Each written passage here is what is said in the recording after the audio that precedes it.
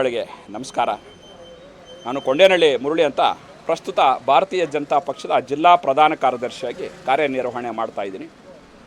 ಏನು ಈ ದಿನ ಚಿಕ್ಕಬಳ್ಳಾಪುರ ಜಿಲ್ಲಾ ಕೇಂದ್ರದಲ್ಲಿ ಭಾರತೀಯ ಜನತಾ ಪಕ್ಷದ ಜಿಲ್ಲಾ ಘಟಕದ ವತಿಯಿಂದ ಹಾಗೂ ಎಲ್ಲ ತಾಲೂಕು ಘಟಕಗಳ ವತಿಯಿಂದ ಈ ದಿನ ನಿನ್ನೆಯಿಂದ ಆರಂಭಗೊಂಡು ಅನಿರ್ದಿಷ್ಟಾವಧಿಗೆ ಒಂದು ಬೃಹತ್ ಪ್ರತಿಭಟನೆಯನ್ನು ಧರಣಿಯನ್ನು ಇವತ್ತು ನಾವು BJP ನೇತೃತ್ವದಲ್ಲಿ ಹಮ್ಮಿಕೊಂಡಿದ್ದೀವಿ. ನೋಡಿ, ಈ ರಾಜ್ಯದಲ್ಲಿ ಇವತ್ತು ಹಿಂದೆ ಸಿದ್ದರಾಮಯ್ಯನವ್ರ ಸರ್ಕಾರ 2023ರಲ್ಲಿ ಅಸ್ತಿತ್ವಕ್ಕೆ ಬಂದ ಸಿದ್ದರಾಮಯ್ಯನವ್ರ ಸರ್ಕಾರ, ಆಗ ಬಳ್ಳಾರಿ ಜಿಲ್ಲೆಯ ಬಿ ನಾಗೇಂದ್ರ ಎಂಬುವರು ಅವತ್ತಿನ ಅವರು ಮಂತ್ರಿಗಳಾಗಿದ್ದರು.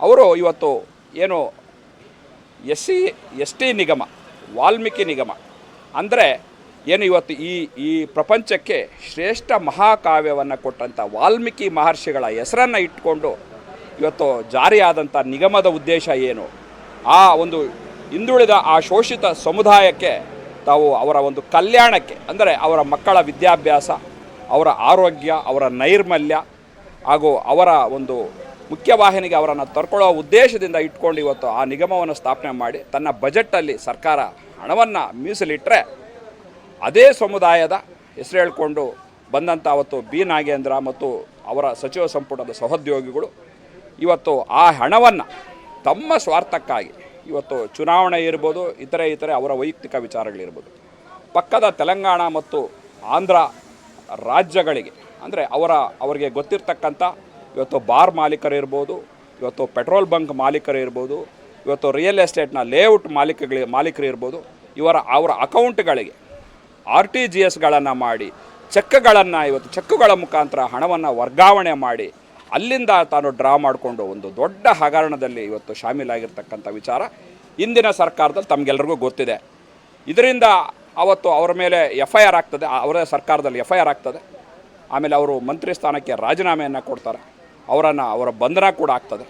ತದನಂತರ ಏನಾಗ್ತದೆ, ತನಿಖಾಧಿಕಾರಿಯನ್ನು ಸರ್ಕಾರ ಇವತ್ತು ತನಿಖಾಧಿಕಾರಿಗಳನ್ನು ನೇಮಿಸಿದಾಗ ಇವತ್ತು ಆ ತನಿಖೆಯನ್ನು ನಡೆಸಿ ಅವರು ಸಂಪೂರ್ಣವಾಗಿ ಈ ಹಗರಣ ನಡೆದಿರೋದು ನಿಜ, ಮಂತ್ರಿಗಳು ಇವತ್ತು ಹಗರಣದಲ್ಲಿ ಭಾಗಿಯಾಗಿರ್ತಕ್ಕಂಥದ್ದು ನಿಜ ಅಂಥೇಳಿ ಚಾರ್ಜ್ ಶೀಟನ್ನು ಕೂಡ ಸಲ್ಲಿಕೆ ಮಾಡಿರ್ತಾರೆ. ಸೊ ಚಾರ್ಜ್ ಶೀಟ್ ಸಲ್ಲಿಕೆ ಆಗಿದ್ದರೆ ಅಲ್ಲಿಗೆ ಹಗರಣ ಮಾಡಿದ್ದಾರೆ ಅಂತಕ್ಕಂಥದ್ದು ಉದ್ದೇಶ ತನಿಖೆಯಿಂದ ಸಾಬೀತಾಗಿದೆ. ಅದರ ಮೇಲೆ ಇವತ್ತು ಬೇಲ್ ಮೇಲೆ ಆಚೆ ಬಂದು ಇವತ್ತು ಅದರ ಮೇಲೆ ನಾವು ಇವತ್ತು CBI ತನಿಖೆಗೆ, ಯಾಕಂದರೆ ಇವತ್ತು ಕೇವಲ ಒಬ್ಬ ಮಂತ್ರಿ ಅಲ್ಲ, ಈ ಅನುದಾನ, ಈ ಭ್ರಷ್ಟಾಚಾರದ ಹಣ ಇವತ್ತು ಬೇರೆ ರಾಜ್ಯಗಳ ಚುನಾವಣೆಗಳಿಗೆ ಅವರ ಕಾಂಗ್ರೆಸ್ನ ಹೈಕಮಾಂಡ್ ಮಟ್ಟದ ನಾಯಕರುಗಳಿಗೂ ಕೂಡ ಸಂದಾಯ ಆಗಿರ್ತಕ್ಕಂಥದ್ದು ಅನುಮಾನ ಇವತ್ತು ನಮ್ಮನ್ನು ಕಾಡ್ತಾ ಇದೆ. ಸೊ ಹಾಗಾಗಿ ಇದು CBI ಮಟ್ಟದಲ್ಲಿ ಮಾತ್ರ ತನಿಖೆ ಆಗಬೇಕು. ನೀವು CODನೋ ಇನ್ಯಾವುದೋ ಕಮಿಷನ್ಗಳ ಮುಖಾಂತರ ಇಲ್ಲಿ ಪಾರದರ್ಶಕ ನ್ಯಾಯ ಸಿಗ್ತದೆ ಅನ್ನೋ ವಿಶ್ವಾಸ ನಮಗಿಲ್ಲ. ಇವತ್ತು CBI ತನಿಖೆ ಆಗಲಿ. ಇವತ್ತು ಇಡೀ ದೇಶಾದ್ಯಂತ ಇವತ್ತೇನು ಈ ಭ್ರಷ್ಟಾಚಾರ ಏನಿದೆ, ಒಂದು ಪಾರದರ್ಶಕ ತನಿಖೆ ಆಗಬೇಕು. ಇದರಲ್ಲಿ ಯಾರ್ಯಾರು ಶಾಮೀಲಾಗಿದ್ದಾರೆ ಅಂತಕ್ಕಂಥ ವಿಚಾರಗಳು ಬರಬೇಕು. ಯಾಕಂದರೆ ಇವತ್ತು ಕೇವಲ ನಾವು ಇವತ್ತು ಆಡಳಿತ ಕಾಂಗ್ರೆಸ್ ಪಕ್ಷ ಇವತ್ತು ನಾವು ಕೇವಲ ದಲಿತರ ಪರ, ಹಿಂದುಳಿದ ವರ್ಗಗಳ ಪರ, ಇವತ್ತು ವಾಲ್ಮೀಕಿ ಸಮುದಾಯದ ಪರ ಅಂತ ಹೇಳ್ಕೊಂಡು ಅವ್ರ ಹೆಸರು ಹೇಳ್ಕೊಂಡು ತಾವು ಅಧಿಕಾರಕ್ಕೆ ಬಂದಂಥ ಸಂದರ್ಭದಲ್ಲಿ ಅವರ ಕಲ್ಯಾಣಕ್ಕೆ ಇವತ್ತು ಮೀಸಲಿಟ್ಟಿರ್ತಕ್ಕಂಥ ಹಣವನ್ನು ತಾವು ದುರುಪಯೋಗ ಪಡಿಸ್ಕೊಂಡ್ರೆ ನಿಜವಾಗಿ ಅಲ್ಲಿ ಬಡವರಿದ್ದಾರೆ. ಇವತ್ತು ಇಡೀ ಆ ಸಮುದಾಯ ಇವತ್ತು ತುಂಬ ಹಿಂದಕ್ಕಿದೆ. ಇವತ್ತು ನಾವು ಅವರನ್ನು ಕೈ ಹಿಡಿಬೇಕಾಗಿರ್ತಕ್ಕಂಥವರ ಈ ರೀತಿ ಅವರಿಗೆ ಒಂದು ಮೋಸ ಮಾಡ್ತಕ್ಕಂಥದ್ದು ಕೆಲಸ ಆಗಿದೆ.